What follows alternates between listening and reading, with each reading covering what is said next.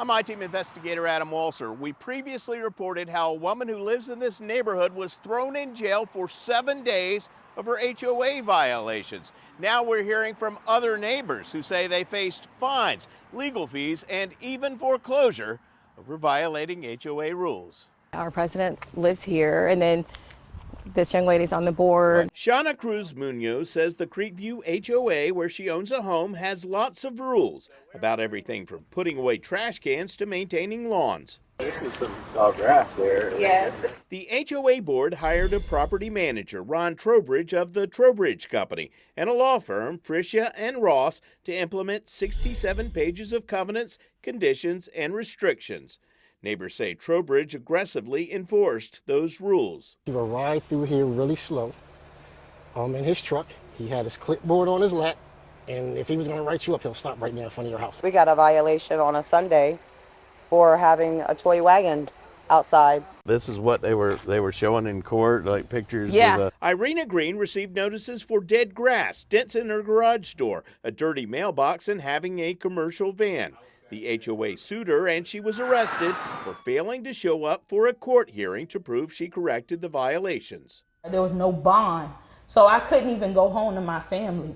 I sat in there for 7 days. 7 days in the jailhouse, like a criminal. A neighbor who wouldn't go on camera told us Trowbridge demanded that he replace his sod 3 times in 2 years. HOA attorney David Lair says appointing third parties to enforce rules can bring down morale. If there's a situation where the board is really hitting the keys to the property manager, I think that's where you tend to run into problems because you're not dealing with someone who lives there, who's a neighbor, who maybe really understands the people who live there in the community. It was like he was running the show. Shauna says she was involved in a years-long battle with Trowbridge over her home's exterior paint. And he painted this house how many times? 3 times since 2015. Wow, I don't think anybody around Nobody here. paints their house that many times. Shauna says it started shortly after she moved in. I got a first notification that the side of my house had some fading, and all it said was, I needed to touch up the faded spots. So I did. Here's video of her son, a contractor, painting her home. Shauna says she sent Trowbridge proof she repainted and thought her issue was resolved. And then maybe 7 months later, I get served. She got notice of a lawsuit which said, quote, the home appears to have been partially painted. However, the painting of the home was not ever completed. The paint is badly faded on the sides and rear. I'm calling, nobody returns my call. I email, probably the 4th email in, I got somebody that replied back and said, oh, we see that you painted the house, but you need to touch up some more things on the driveway. Shauna says she repainted the rest of the house and notified Trowbridge. Some more months went by, I didn't hear anything, and then all of a sudden I start getting all these letters in the mail that say, hey, let us help you with your foreclosure. And I'm like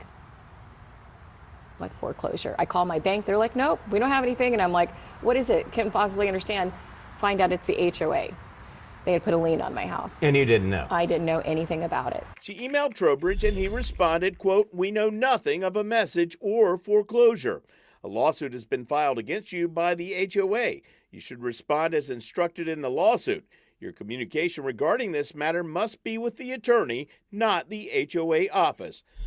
The foreclosure action was for the HOA's attorney's bills. You're in a situation where they're trying to take your house over legal fees. Right. Well, they were going to put a lien on it. And if you didn't respond, that could eventually end up at the courthouse steps, right? Oh, at the courthouse steps. And then they would, every time they go down to do something, they just add another fee on it because as of December, it was only like $4,100. By the time we were done, it was at $5,100. We emailed and called Trowbridge, but he didn't respond. This is Adam Walser. We also called and dropped by the HOA president's home, but didn't hear back from him either. I'm Adam. I'm with ABC Action News. Attorney Francis Frischia, whose firm sued Shauna, also filed a foreclosure lawsuit against Irena Green, alleging she was behind on her $65 a month HOA dues. Green responded in a court filing that she lost her job, was caring for her sick mother, and sent a wire payment to pay her delinquent HOA dues.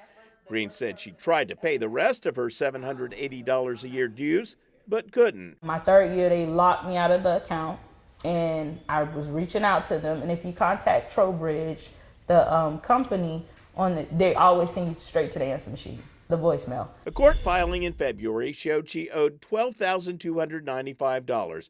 Of that, $9,400 represented legal fees. We recently asked HOA attorney Frances Frischia, who also sued Green over her HOA violations, about the foreclosure case. Are you still foreclosing on her? I don't know. You don't know? All right. If she owes unpaid assessments because she hasn't paid her homeowner's assessments, then she has a legal obligation to pay those. So yeah, she'll be foreclosed.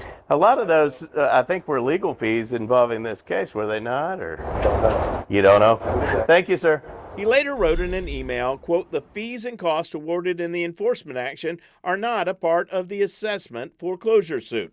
His law firm canceled a hearing on her foreclosure days after her arrest. Kind of put in for that day to be canceled at this moment in time. Do you think they're still going to try to take your home here?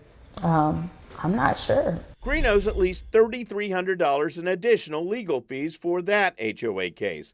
Shauna agreed to settle her foreclosure lawsuit by paying Frischia's fees in monthly installments. If you go to court, he's just going to keep tacking on because he, every time he has to say anything, be anywhere, file any paperwork, who knows how high this could have gotten. Hundreds of dollars an hour. Hundreds of dollars an hour, absolutely. My team investigator Adam Walser with photojournalist Matt McGlashan taking action for you.